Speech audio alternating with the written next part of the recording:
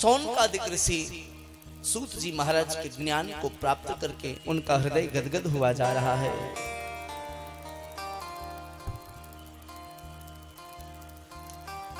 बोले आपने बड़ी पावन कथाएं श्रवण कराई भगवती पराम्बा की।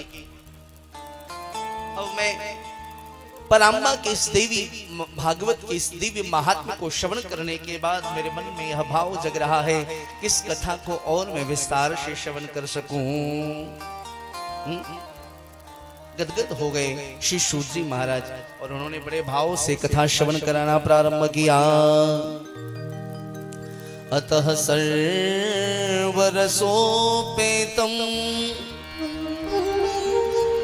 पुण्यं भागवतं वद पावनं मुक्तिदं गुह्यं मुमुक्षूणां सदा प्रियम्। श्री सूत जी महाराज कहते हैं, सरकार मैं आप सबों को परम भाग्यशाली समझता हूं कि आप लोगों ने श्रीमद् देवी भागवत श्रवण करने के संदर्भ में प्रश्न किया। जो जीव बस यह विचार कर लेता है कि मुझे देवी भागवत श्रवण करनी है, मां पराम्बा उसके हृदय में आकर के अवरुद्ध हो जाती है, कैद हो जाती है। हृदय रूपी कारखाने कैद खाने में मां पराम्बा उस जीव के हृदय में अवरुद्ध हो जाती है, कैद हो जाती है। जो जीव यह संकल्प करता है कि मैं मां की कथा श्रवण करूंगा, और जो श्रवण करता है उसकी तो भाग्य की सराहना देवता करते हैं। महाराज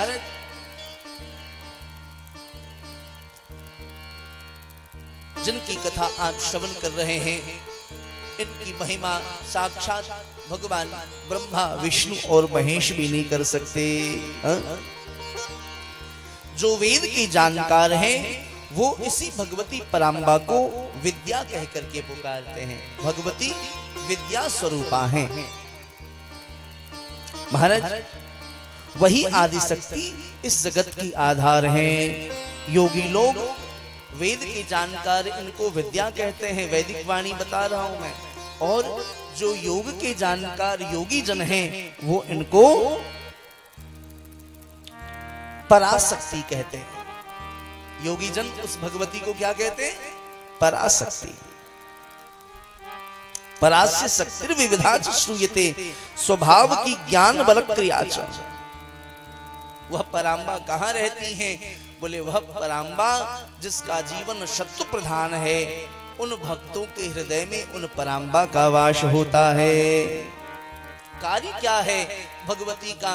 बोले भगवती का कार्य है वो भव बंधन को काटती हैं।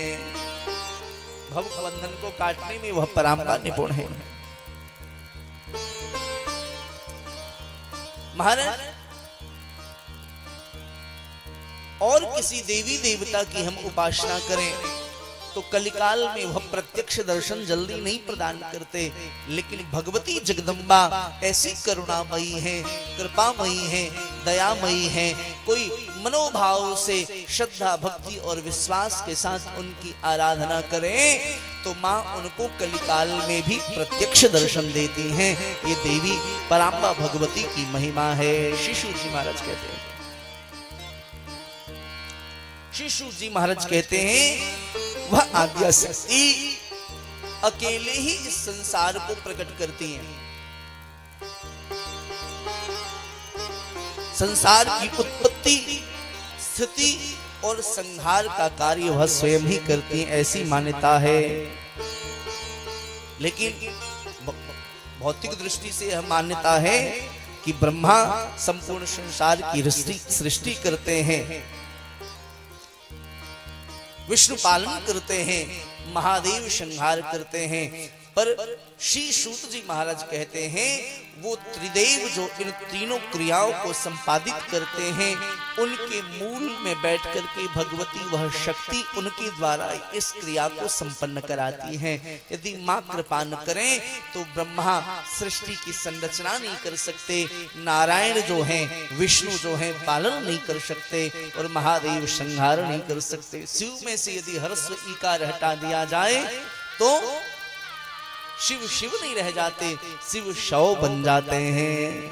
शिव में से ह्रस्व ईकार अर्थात शक्ति निकाल दी जाए तो शिव शव बन जाते हैं। इसलिए जब हम लोग यहाँ कीर्तन करते हैं तो अपने इष्ट का नाम लेने से पहले शक्ति का नाम लेते हैं। काली दुर्गे, राधे श्याम, गौरी शंकर, ठीक? राम सीता नहीं कहते, कृष्ण राधा नहीं कहते, शंकर गौरी नहीं कहते, गौरी शंकर सीताराम, क्योंकि शक्ति मूल में है।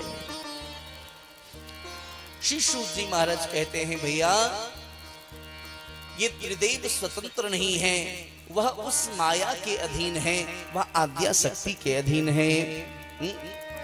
एकावरणस्य सलिलं रसरूपमेव पात्रं विना नहि रसस्थितिरस्ति कच्चित् या सर्वभूत विषये किल शक्ति रूपा तां सर्वभूत जननीं शरणं गतोऽस्मि।